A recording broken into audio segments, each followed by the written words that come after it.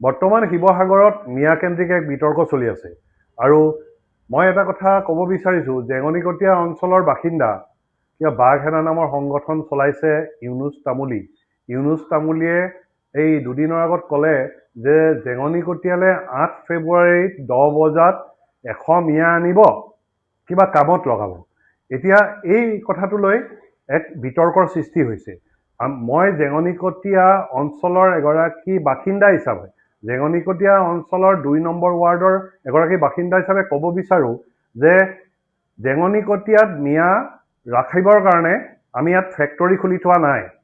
যে বহিৰাগত বাংলাদেশীৰ চৰণীয়া পথাৰ এই ঐতিহাসিক জেঙনিকটীয়া অঞ্চল নহয়। জেঙনিকটীয়া অঞ্চলত অসম সাহিত্য সভাৰ প্ৰাক্তন সভাপতি প্ৰথম ডক্টৰেট মহিদুল ইছলাম বৰাৰ জন্মস্থান। ইয়াত খিলঞ্জীয়া মুছলমান বৰা হাজৰিকা শইকীয়া বিভিন্ন ধৰণৰ লোকে ইয়াত আহোম যুগৰ পৰা বসবাস কৰি আছে।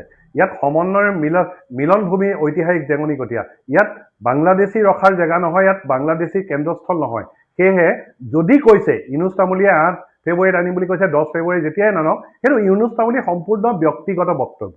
ইয়াত জেঙনিকটীয়াৰ ৰাইজ বা জেঙনিকটীয়াৰ সমাজ ব্যৱস্থা বা মছজিদ কমিটি বা যুৱ সমাজৰ বক্তব্য নহয়। মই এই কথাষাৰ সম্পূৰ্ণভাৱে জানো, জেঙনিকটীয়াৰ সকলোৰে লগত কথা পাতিছোঁ যে মই জেঙনিকটীয়াৰ ৰাইজৰ পৰা প্ৰতিনিধিত্ব কৰি এটা কথা ক'ব বিচাৰিছোঁ যে অসমৰ সকলো শ্ৰেণীৰ লোকক হিন্দু মুছলমান খ্ৰীষ্টিয়ান আৰু সকলো জাতি ধৰ্মৰ লগত আমি সামিল মিলেৰে আছোঁ আৰু সমন্বয় সম্প্ৰীতিৰে ঐতিহাসিক শিৱসাগৰ লোকে বসবাস কৰি আছে।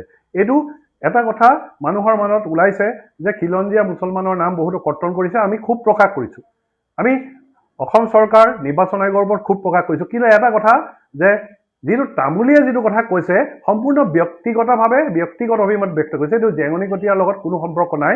এইটো ভুল বুজিব নালাগে যে আমি সাতাম পুৰুষীয়া ঐক্য সম্প্ৰতি কোনো কাৰণতে বিনষ্ট হ'বলৈ নিদিওঁ। এইটো তামুলীয়ে আহক যোনে আহক, জেঙনিকটীয়াত আমি মিয়াৰ কেন্দ্ৰস্থল কেতিয়াও হ'বলৈ নিদিওঁ।